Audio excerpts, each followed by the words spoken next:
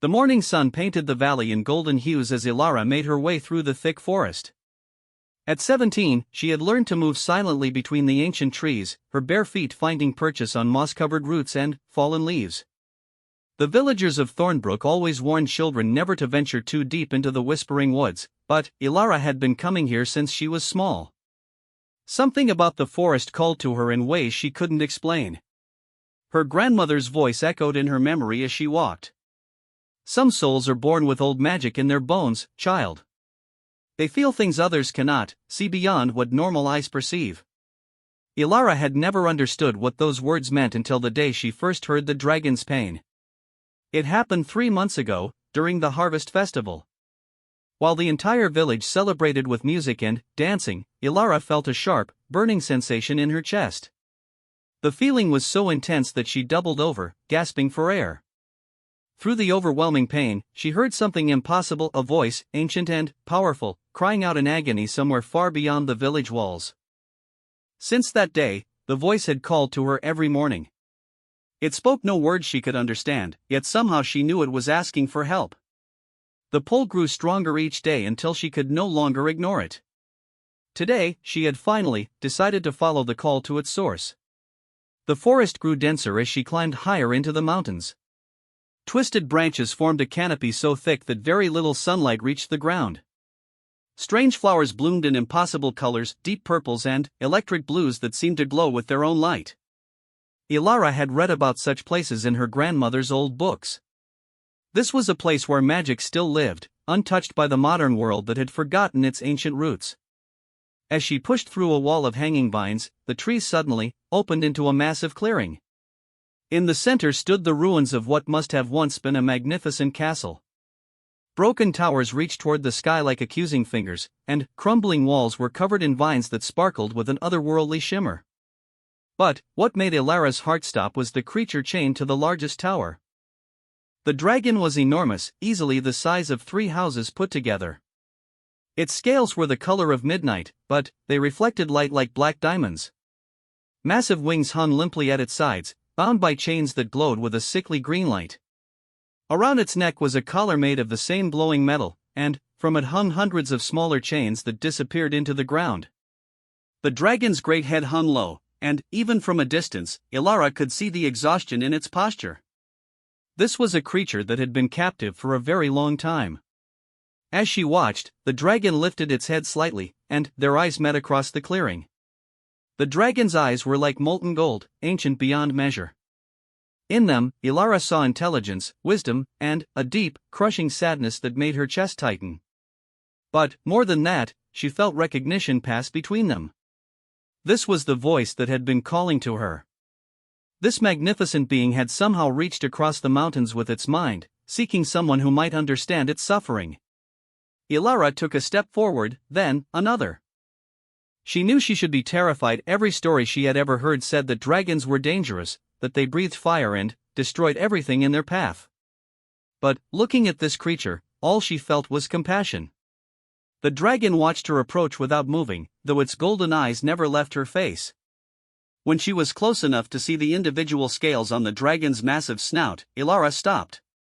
Up close, she could see that the chains were not just binding the creature, they were draining it. The green glow seemed to pulse with each of the dragon's heartbeats, pulling something vital from its body and feeding it into the ruins around them. "Hello," Ilara whispered, feeling slightly foolish for speaking to a creature that probably couldn't understand human speech. To her amazement, the dragon's eyes widened, and a deep, musical voice filled her mind without passing through her ears. "You can hear me." Ilara stumbled backward, her hand flying to her chest. The voice in her head was warm and rich, like honey over steel. It was definitely the same presence she had been feeling for months, but hearing it speak directly was overwhelming. Yes, I can hear you," she managed to say aloud. "I am called Shadowmere," the dragon said, its mental voice growing stronger. "For 300 years, I have been bound to this place, my life force slowly drained to power the magical barriers that keep this ancient evil contained." Ilara looked around the ruins with new understanding. What evil? Shadowmere's great head turned toward the largest of the broken towers. Long ago, a powerful sorcerer named Malachar discovered a way to open doorways between worlds. He planned to bring through an army of shadow creatures to conquer this realm. The last of the old wizards fought him here, in his own stronghold, but they could not completely destroy what he had begun. The best they could do was bind his spirit to this place and use my life force to maintain the seals that keep the doorways closed. The dragon's voice grew weaker as it continued. But the chains grow stronger each year, and my power grows weaker. Soon, I will die, and when I do, the seals will break. Malakar's spirit will be free to finish what he started, and the shadow army will pour into this world. Ilara felt a chill run down her spine. Why are you telling me this? What can I possibly do? Shadowmere's golden eyes fixed on her with surprising intensity. You have the gift, young one. I can sense it in you, the old magic that flows through very few bloodlines. Your ancestors were among those who bound me here, but they also left a way for the binding to be safely broken, should someone worthy appear. Worthy? Ilara laughed nervously. I'm just a village girl. I don't know anything about magic or saving the world. The magic knows you, Shadowmere replied gently. It has been calling you here for months, preparing you. But, I must warn you, freeing me will not be easy. The binding spell requires a willing sacrifice from someone with magical blood. Not death, the dragon added quickly, seeing Ilara's expression, but a portion of your life force will be needed to safely transfer the seals from me to the ancient stones that were meant to hold them. Ilara stared at the massive creature, her mind racing. Everything about this situation was impossible. Dragons weren't supposed to exist in the modern world. Magic was something from fairy tales. And, yet, here she stood, having a conversation with a being of legend about saving the world from an ancient evil. What happens if I say no? She asked quietly. Then, you go home, Shadowmere said without judgment. You live your life, and, in perhaps a year or two, when I finally die, the world ends. I would not blame you for choosing your own safety over the fate of strangers. Ilara closed her eyes and thought of her village. She pictured her parents working in their small shop, her younger brother playing with his friends in the town square, her grandmother tending her garden of healing herbs. All of them going about their daily lives, unaware that their future hung in the balance. When she opened her eyes again, Shadowmere was watching her patiently. The dragon had waited 300 years, it could wait a few more minutes for her decision. If I help you, Ilara said slowly, will you teach me? About magic, I mean. If I'm going to have these abilities, I should probably learn how to use them properly. Something that might have been a smile crossed the dragon's massive features. It would be my honor, young sorceress. Ilara took a deep breath and stepped forward, placing her small hand on one of the massive chains. The metal was cold as ice and seemed to pulse with malevolent energy. She could feel the magic within it, hungry and grasping, constantly pulling life from the dragon to feed the ancient spells. Tell me what I need to do. Shadowmere's voice filled her mind again, this time with detailed instructions that seemed to plant themselves directly into her memory. The ritual was complex, requiring her to channel her own magical energy through the chains while speaking words in a language older than civilization. One mistake could kill them both, or worse, could break the seals without properly transferring them to their intended anchors. But, as Ilara listened to Shadowmere's guidance, she felt something awakening within her. It was as if a door had been opened in her mind, revealing rooms full of knowledge she never knew she possessed. The words of the ancient language felt familiar on her tongue, and the flow of magical energy through her body felt as natural as breathing. Perhaps her grandmother had been right. Perhaps some souls really were born with old magic in their bones. As the sun began to set over the ruined castle, painting the clearing in shades of orange and purple, Ilara began to speak the words that would change both their lives forever. The chains around Shadowmere's neck began to glow brighter, responding to her voice, and the dragon's golden eyes filled with something that had been absent for 3 centuries, hope. The first phase of the ritual required Ilara to trace specific patterns in the air while channeling her energy into the primary chain around Shadowmere's neck. As she moved her hands through the complex gestures, streams of silver light flowed from her fingertips, wrapping around the glowing metal like living vines. The chain fought her, its ancient magic recognizing the threat to its hold over the dragon. Ilara felt as if she were trying to redirect a river with her bare hands, the power flowing through the binding was immense, fed by 3 centuries of stolen life force. But her own magic was different, cleaner somehow, and it gradually began to find purchase on the otherworldly metal. Steady, Shadowmere's voice whispered in her mind. You're doing well. Can you feel the connection points where the chain draws power? Ilara nodded, beads of sweat forming on her forehead despite the cool evening air. She could indeed feel them, 12 points along the chain where tendrils of energy reached deep into Shadowmere's body, constantly siphoning away the dragon's strength. One by one, she began to sever these connections, replacing them with temporary bridges made of her own power. The process was exhausting. Each severed connection felt like lifting a massive weight, and maintaining the bridges while working on the next connection required a level of concentration she had never needed before. But, gradually, the chain's hold on Shadowmere began to weaken. As the last connection was severed, the chain around the dragon's neck went dark. Shadowmere's massive head rose higher than it had in decades, and, when the dragon spoke again, its mental voice was stronger and clearer than before. The collar is broken, but the smaller chains still bind my wings and legs. Those will be easier now that the main drain has been severed. Working together, they quickly freed the dragon's limbs. Each broken chain caused a small earthquake as centuries of stored magical energy was released back into the earth. By the time they finished, both Ilara and Shadowmere were trembling with exhaustion, but the dragon was finally free to move. Shadowmere stretched its wings for the first time in 300 years, and the sight took Ilara's breath away. Fully extended, the wings spanned nearly the entire clearing, and the membrane between the wing bones was not black as she had expected, but a deep, iridescent purple that shifted and shimmered like oil on water. Now comes the truly dangerous part, Shadowmere said, lowering its head to look directly at Ilara. The seals that keep Malakar's doorways closed are still tied to my life force. We must transfer them to the anchor stones before my magical signature fades completely from this place. The dragon gestured with one massive claw toward 5 standing stones that Ilara hadn't noticed before. They stood in a perfect pentagon around the ruins, each one carved with symbols that seemed to writhe and change when she looked at them directly. Those stones were prepared by the wizards who originally bound me here, Shadowmere explained. They were always meant to hold the seals permanently, but the battle with Malakar was so intense that there was no time for the proper transfer ritual. They used me as a temporary anchor, intending to complete the process later. But, by the time the immediate threat was over, everyone who knew how to perform the transfer was dead. Ilara walked to the nearest stone, noting how the carved symbols seemed to pulse with a faint blue light. When she placed her hand on the stone's surface, she felt a deep thrumming, as if some great engine was running far beneath the earth. The transfer ritual will require both of us working in perfect synchronization, Shadowmere continued. I will release my hold on the seals one by one, and you must catch them with your magic and guide them into the stones. If even one seal fails to transfer properly, Malakar's spirit will be able to break free. They spent the next hour going over the process in detail.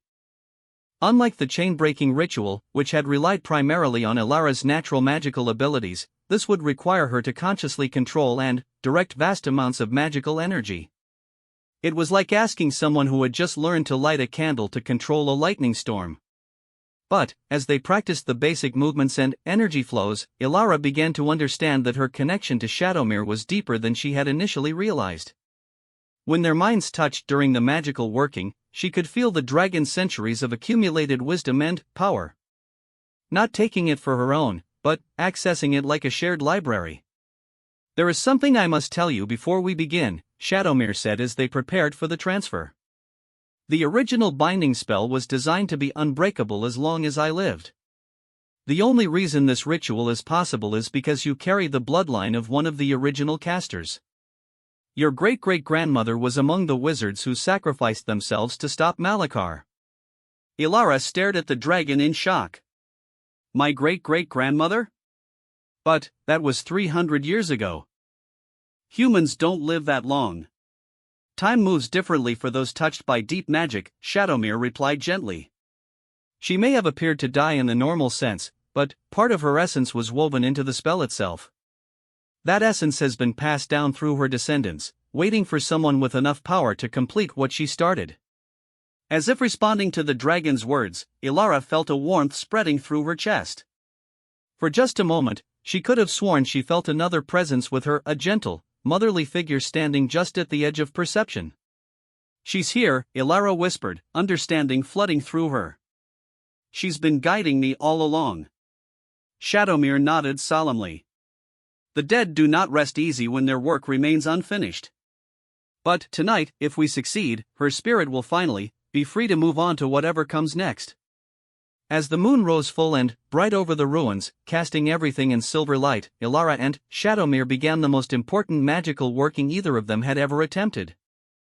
The fate of the world rested in the hands of a village girl who had discovered her heritage and a dragon who had spent 3 centuries waiting for this moment. The ritual began simply enough. Shadowmere closed its golden eyes and began to release its hold on the first seal. Immediately, Ilara felt the magical energy begin to shift and flow around them like a living thing.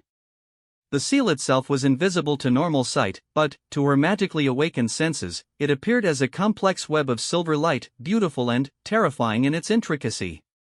As Shadowmere's connection to the seal weakened, Ilara reached out with her own power, carefully wrapping it around the floating magical construct. The seal was heavier than she had expected, not physically, but magically. It contained enough power to level mountains, all focused on the single task of keeping one of Malakar's dimensional doorways sealed shut. Slowly, carefully, she began to guide the seal toward the first anchor stone. The ancient monument seemed to sense the approaching magic and began to glow more brightly. The carved symbols on its surface rearranged themselves into new patterns, preparing to receive their intended burden. Just as the seal touched the stone surface, something went wrong. The seal shattered against the stone like glass hitting concrete, its silver light scattering in 1,000 directions before winking out of existence. Ilara stumbled backward, her mind reeling from the magical backlash, while somewhere deep beneath the ruins, something that had been sleeping for 300 years began to stir. What happened? Ilara gasped, her hands shaking as residual magical energy crackled between her fingers. Shadowmere's great head swung toward the largest tower, golden eyes narrowing with concern. The stones have been tampered with. Someone or something has been working to corrupt them over the centuries, weakening their ability to hold the seals. As if in response to the dragon's words, a low, rumbling laughter echoed from the depths of the ruined castle. The sound seemed to come from everywhere at once, vibrating through the ground beneath their feet and making the remaining chains scattered around the clearing ring like ghostly bells. 300 years of planning, the voice said, each word dripping with malevolent satisfaction. 300 years of slowly poisoning the anchor stones while that fool dragon fed them power. Did you really think it would be so simple to stop me, little girl? Ilara felt her blood turn to ice as she recognized the voice. This was the same presence she had sensed in her nightmares over the past few weeks, a cold, hungry intelligence that viewed all living things as tools to be used or obstacles to be destroyed. Malakar, Shadowmere breathed, the dragon's voice tight with anger and fear. Indeed. The sorcerer's spirit seemed to be drawing strength from the broken seal, his voice growing more solid and present with each word. You have done me a great service, child. Each time you attempt to transfer a seal to those corrupted stones, you will simply free more of my power. Soon, I will have enough strength to break free of this prison entirely. Ilara looked desperately at the remaining anchor stones, her enhanced sight now showing her the corruption that threaded through their ancient carvings like a spreading disease. Dark veins of sickly green energy had grown through the stone over the centuries, fed by Malakar's patient influence. What do we do? She whispered to Shadowmere.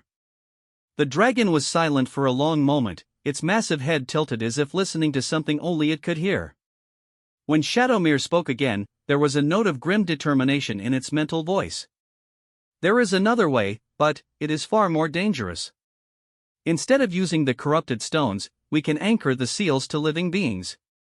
The original wizards considered this option but rejected it because it would require multiple people to willingly bind themselves to the magic permanently. Ilara felt her stomach drop. How many people? 4, Shadowmere replied quietly. 1 for each of the remaining seals. They would live normal lives, but the seals would be tied to their life force. When they died, the seals would need to be transferred to their children or other willing volunteers. And if we can't find 4 people willing to do this? Then, we find another way to contain Malachar until we can, Shadowmere said firmly. But, I will not let him escape, even if I have to bind myself to this place for another 300 years. Malachar's laughter echoed through the ruins again. You think you have time to plan and scheme? Even now, my influence spreads beyond this place. Can you not feel it, dragon? The corruption that has been seeping into the surrounding lands for months? Shadowmere's eyes widened in horror. The withering sickness. Ilara had heard whispers of it in the village, a strange blight that had been affecting crops and livestock in the outer settlements. Animals sickened and died within days, and plants withered as if something was draining the life from them. The village healers had no explanation for it. Every day that I grow stronger, my influence spreads further, Malachar continued. Your precious village will be next, child. Unless, of course, you simply let me go. I have no quarrel with humans who do not stand in my way. He's lying, Shadowmere said immediately. Once free, he will open the dimensional doorways and bring through his shadow army. Every living thing in this world will be enslaved or destroyed. Ilara closed her eyes and tried to think. 4 people willing to bind themselves to ancient magic for the rest of their lives. It seemed impossible, especially when she couldn't even explain the situation without sounding completely insane. Then, she remembered her grandmother's words about bloodlines and inherited magic. If Ilara carried enough magical potential to perform this ritual, perhaps her family members did as well. My family, she said suddenly. My grandmother always said there was old magic in our bloodline. Maybe my parents and my brother. No. Shadowmere's rejection was immediate and absolute.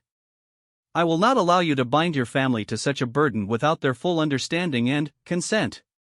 And there is not enough time to bring them here and explain everything properly.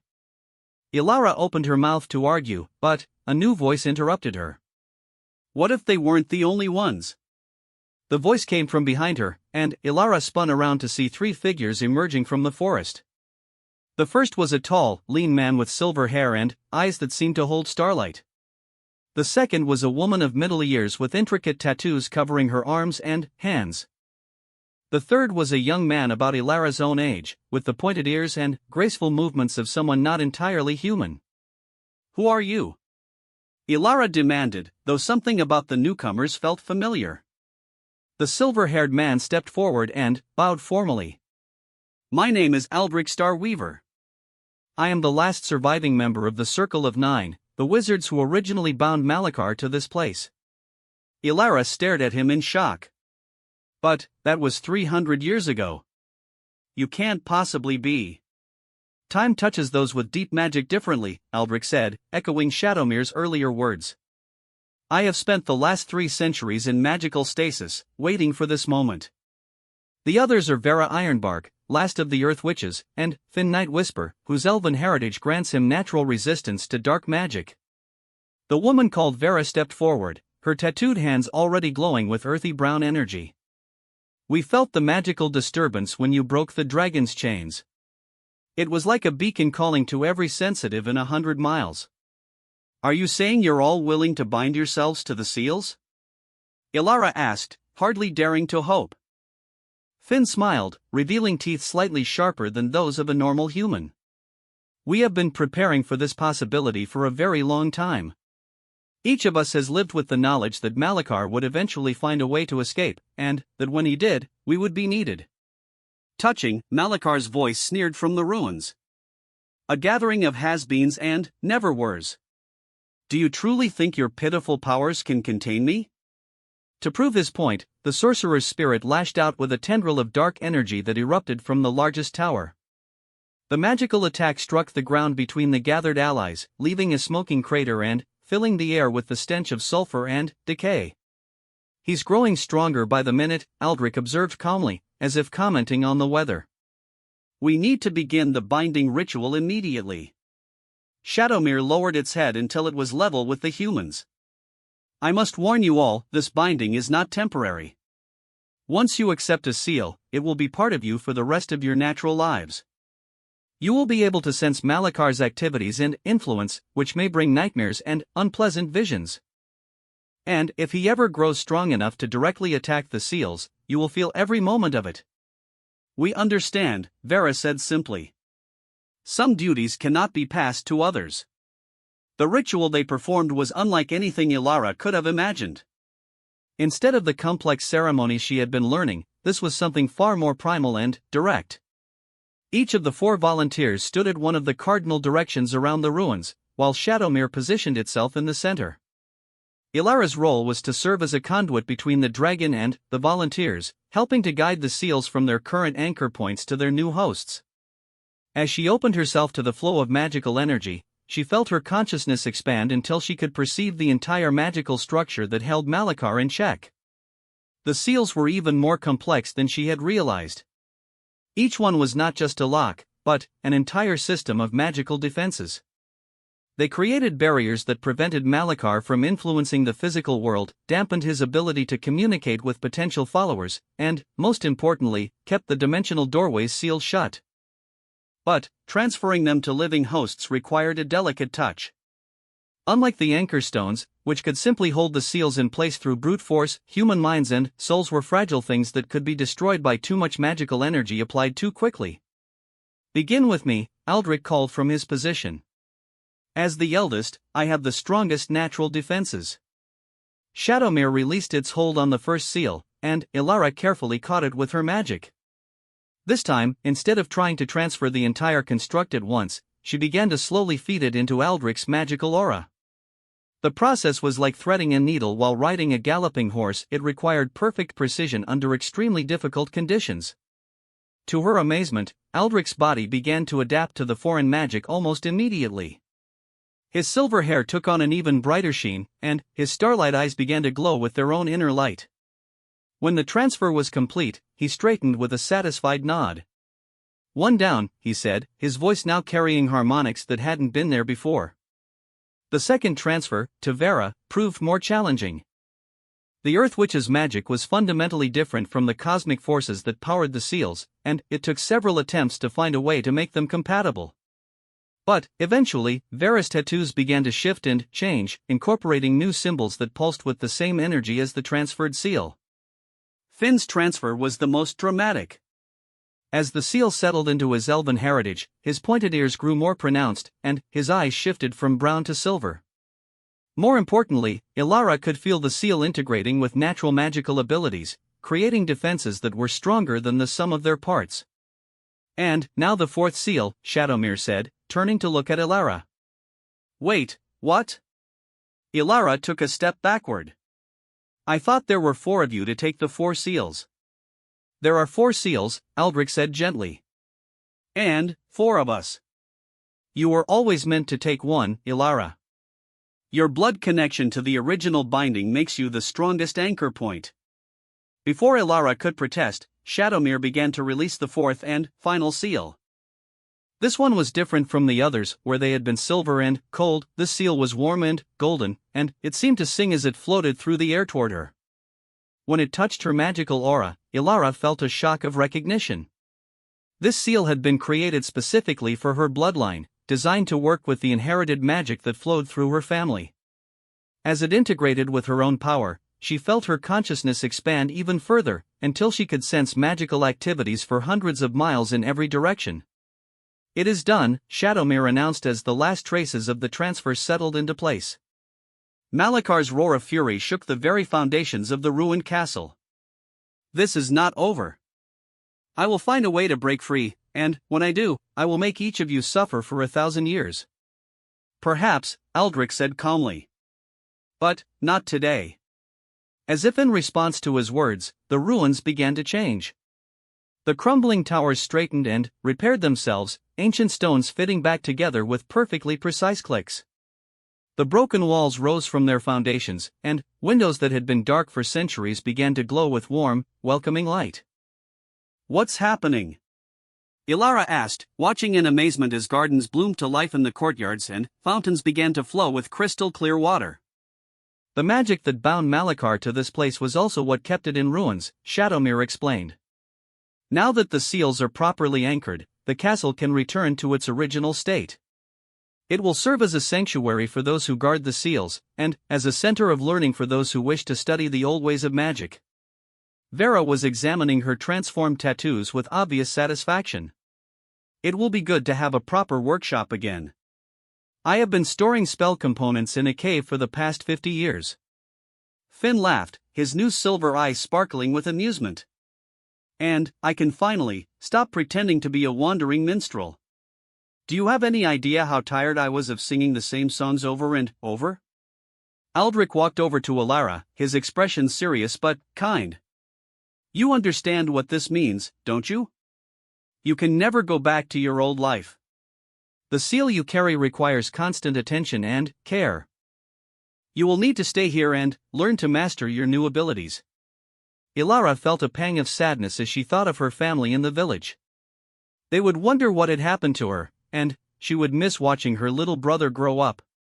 But when she looked at Shadowmere, the dragon's golden eyes were warm with gratitude and something that might have been affection. Will I be alone here? She asked. Never, Shadowmere replied firmly. You have earned not just my friendship, but my protection. And I believe you will find that the others will become like family to you in time. Vera nodded agreement. The burden is easier to bear when it is shared. We will teach you everything we know about magic, and you can teach us about this modern world you come from. As the restored castle settled into its new reality, Ilara realized that her old life had been leading to this moment all along. The strange dreams, the feeling of being called to something greater, the magic that had always felt just out of reach, it had all been preparation for this destiny.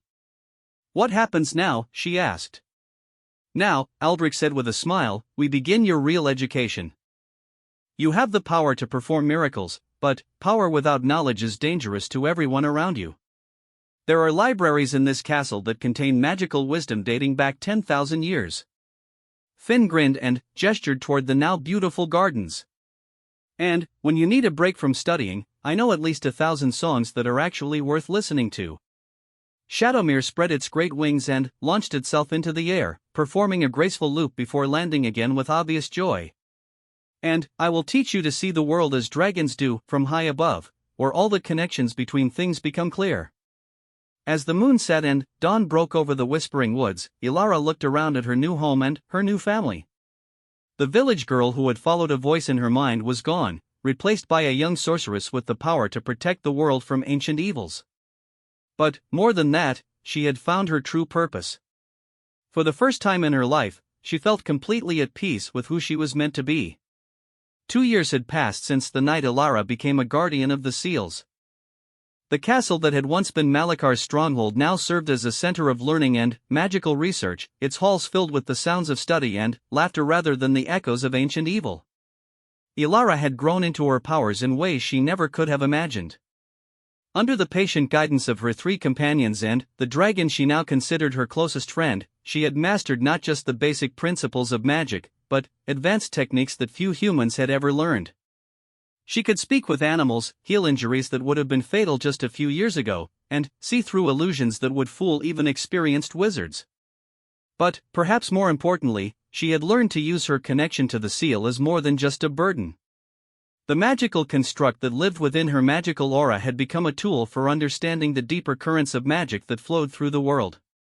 She could sense disturbances in the magical fabric from hundreds of miles away, detect the presence of other magical beings, and even communicate telepathically with Shadowmere across any distance. It was this ability that first alerted her to the crisis brewing in the human lands beyond the Whispering Woods. Something is wrong in the kingdom, she announced one morning as she joined the others for breakfast in the castle's great hall. The room had been restored to its original grandeur, with high vaulted ceilings painted with moving murals that depicted the history of magic in the world. Aldrich looked up from the ancient tome he had been reading while eating. Even after 2 years, he maintained his habit of studying during every meal, as if trying to make up for 3 centuries of lost time. What kind of wrongness? He asked, setting down his book with the careful attention he gave to all potential threats. Ilara sat down and accepted the plate of food that Vera pushed toward her. The earth which had taken over most of the cooking duties for the group, claiming that her magical connection to growing things gave her an unfair advantage in the kitchen. It's hard to describe, Ilara said, picking at her breakfast while she tried to put the sensation into words. For the past week, I've been feeling ripples of fear and anger from the direction of the capital. Not just normal human emotions, but something deeper and more organized. As if someone is deliberately stirring up trouble. Finn looked up from the letter he had been writing. The young half-elf maintained correspondence with contacts throughout the human lands, gathering information about political and social developments that might affect their work. That matches what I'd been hearing from my sources, he said, his expression troubled. King Aldwin died 3 months ago, and his son Marcus has taken the throne. But Marcus has been making some very strange decisions. He's disbanded the royal council, expelled all foreign diplomats, and started spreading rumors that magical practitioners are plotting against the crown. Shadowmere's great head appeared in the window, the dragon having developed a habit of listening in on their conversations from outside rather than trying to fit its massive bulk through the castle doors. This sounds like more than political instability, the dragon said, its mental voice carrying notes of concern. Magical practitioners have been welcome in the kingdom for generations. For a new king to suddenly turn against them suggests outside influence. Vera nodded grimly. The timing is suspicious as well. Malachar has been unusually quiet lately. I've barely sensed any pressure against my seal in the past month. Ilara felt a chill run down her spine. In the 2 years since they had bound the ancient sorcerer, he had maintained a constant low-level assault against their defenses. It was never enough to seriously threaten the seals, but it served as a reminder that he was still there, still plotting, still waiting for an opportunity to escape. You think he's found another way to influence events? She asked. It's possible, Aldrich said thoughtfully. The seals prevent him from directly communicating with the outside world, but they cannot stop him from sensing what happens in the physical realm.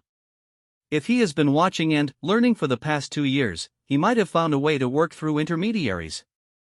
Finn set down his letter and leaned forward. My contact in the capital mentioned something else that might be relevant. King Marcus has a new advisor, a man named Lord Draven who appeared shortly after the king's coronation. No one knows where he came from, but he seems to have gained enormous influence over the royal court very quickly. A man with no past who suddenly appears in a position of power, Shadowmere mused. That is certainly suspicious enough to warrant investigation. Ilara stood up, her decision already made. Then, I'll go to the capital and find out what's really happening. Absolutely not, Aldrich said immediately. If this Lord Draven is indeed working for Malachar, then you would be walking directly into a trap. Your seal makes you a target unlike any other. Which is exactly why I need to be the one to go, Ilara countered. I'm the only one who can sense Malachar's influence directly. If this Draven is his agent, I'll know at the moment I see him. Vera looked thoughtful. She has a point, Aldrich. We cannot protect the world by hiding in this castle forever. And if Malachar is indeed working through agents in the human government, we need to stop him before he can do serious damage. Besides, Finn added with a grin, she wouldn't have to go alone. I still have my cover identity as a traveling minstrel. I could get us both into the royal court without raising suspicion. Shadowmere's mental voice was heavy with reluctance. I dislike the idea of Ilara walking into danger, but you are right that we cannot simply ignore this threat. However, if you go, you must promise to retreat immediately if you sense Malachar's direct presence. A corrupted royal court is one thing, but a face-to-face confrontation with his agent would be far beyond what you can handle alone. After much discussion and planning, it was decided that Ilara and Finn would travel to the capital disguised as traveling performers. Finn's musical talents were genuine, having been developed over decades of maintaining his cover identity, and Ilara had proven surprisingly adept at stage magic during their practice sessions. More importantly, performers were often invited to entertain at royal courts, which would give them access to the inner circles of power where Lord Draven operated. The journey to the capital took 3 days, during which Ilara got her first real look at the human world beyond her village in 2 years. What she saw troubled her deeply. The roads were nearly empty of travelers, and the few people they did encounter seemed nervous and suspicious. Villages that should have been bustling with trade and activity were quiet and shuttered. Most disturbing of all, several times Ilara sensed the lingering traces of magical corruption in places where none should exist. "It's like a sickness spreading outward from the capital," she told Finn as they camped on their second night. "Whatever Lord Draven is doing, it's affecting the entire kingdom." Finn nodded as he tuned his lute. "My contacts mentioned that the king has been issuing increasingly harsh decrees against anyone suspected of magical practice. Herbalists and healers have been arrested. Books on natural philosophy have been confiscated and burned. People are starting to inform on their neighbors out of fear." "That's exactly the kind of chaos Malachar would want to create," Ilara said. "Turn people against each other, destroy the social structures that hold communities together, create fear and suspicion where there used to be trust." When they finally reached the capital city of Valorhaven, Ilara was shocked by the changes that had taken place since her last visit as a child. The once beautiful city now felt oppressive and fearful.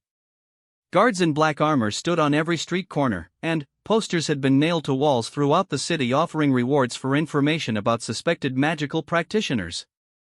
But, most disturbing of all was the subtle rawness that Ilara could sense permeating the very air. It was similar to what she had felt around the corrupted anchor stones, but more diffuse and harder to pinpoint. "He's here," she whispered to Finn as they approached the palace gates. "Malachar's influence is all over this place." Getting into the palace proved easier than expected. Finn's reputation as a skilled musician had apparently reached the court, and they were welcomed warmly by the entertainment coordinator. Within hours of their arrival, they were scheduled to perform at a feast that very evening. "Lord Draven specifically requested your inclusion in tonight's entertainment," the coordinator told them with obvious nervousness. "He said he had heard remarkable things about your unique talents." Ilara felt her stomach clench with apprehension. If Draven had specifically asked for them, then their cover was likely already blown. "Did he say what he had heard about us?" Finn asked casually. "Only that you were practitioners of very old and very rare arts," the coordinator replied. "He seemed quite excited to see your performance." That evening, Ilara found herself standing in the wings of the palace's grand ballroom, watching the assembled nobility through a gap in the curtains. The atmosphere in the room was tense and uncomfortable, with guests speaking in hushed whispers and casting nervous glances toward the head table where King Marcus sat with his advisors. The king himself looked haggard and tired, as if he hadn't been sleeping well. But it was the man sitting at his right hand who drew Ilara's attention and made her blood run cold. Lord Draven was tall and elegant, with silver hair and pale skin that seemed almost translucent. He was handsome in an otherworldly way that reminded Ilara uncomfortably of descriptions she had read of ancient vampires. But what truly alarmed her was the magical aura that surrounded him like a dark fog. The man was saturated with Malachar's influence. Not possessed or controlled, but definitely corrupted. Ilara could sense the ancient sorcerer's power flowing through him like poison through veins.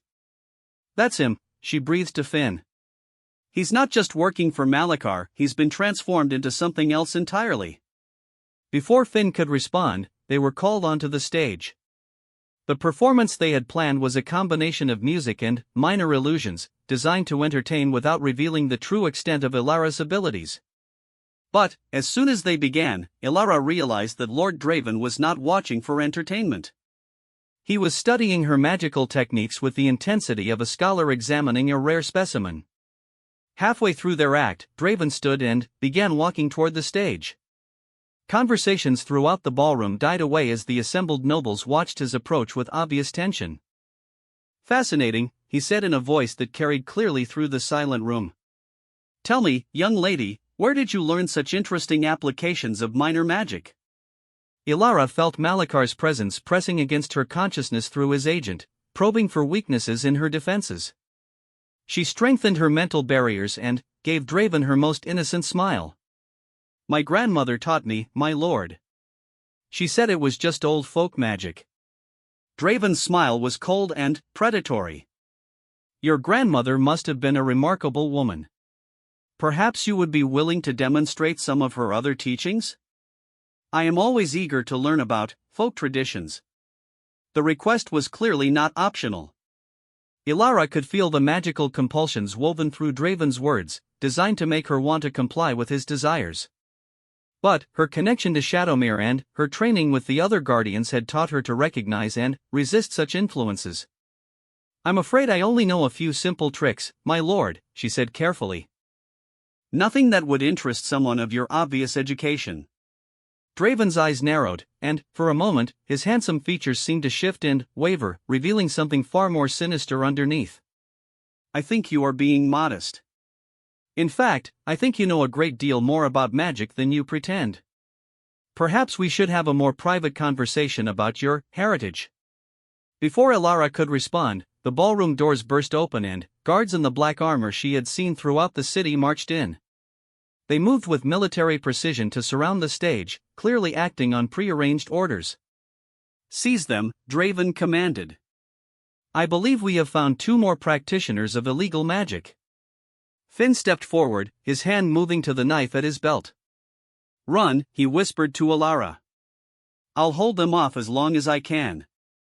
But Ilara had no intention of running. The magical corruption she could sense throughout the palace was like a disease, and Lord Draven was its primary source. If she could find a way to cut him off from Malakar's influence, she might be able to cure the entire kingdom. Instead of fleeing, she stepped forward and let her magical defenses drop, revealing the full extent of her power. The seal within her aura blazed with golden light, and the air around her began to shimmer with barely contained energy. "You want to see real magic," she said, her voice carrying harmonics that made the crystal chandeliers above them ring like bells. "Let me show you what a true guardian can do." The resulting magical duel lasted only minutes, but it changed the fate of the kingdom forever. Lord Draven revealed his true nature as something between man and demon, wielding dark magic that could have leveled the palace if Ilara had not been there to counter it. But her connection to Shadowmere and her training with the other guardians had prepared her for exactly this kind of confrontation. When it was over, Draven lay unconscious on the ballroom floor, the dark magic that had transformed him burned away by the purifying light of Ilara's seal. Around the room, nobles who had been under his subtle influence shook their heads as if waking from a long dream. King Marcus stumbled down from the head table, his eyes clearing for the first time in months. What happened to me?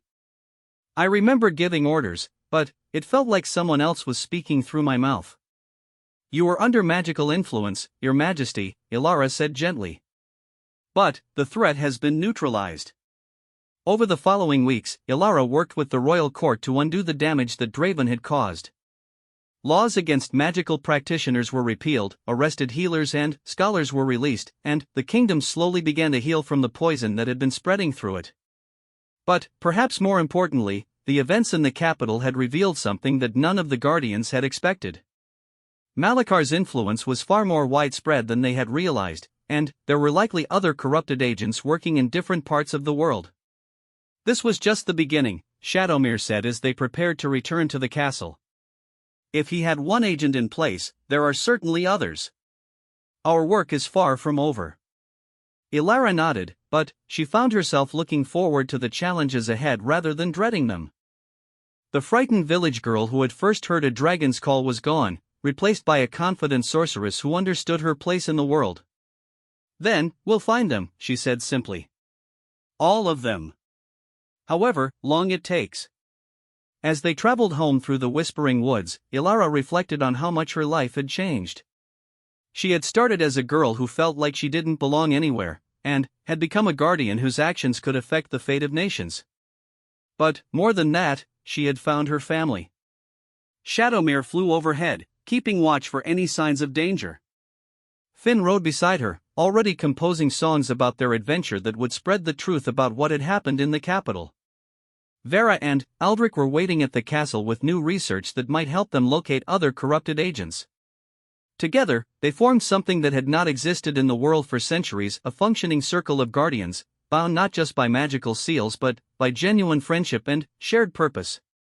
The world was a dangerous place, full of ancient evils and modern threats. But Ilara had learned that even the darkest magic could be overcome by those brave enough to stand against it. And she was no longer afraid of the darkness, because she carried her own light.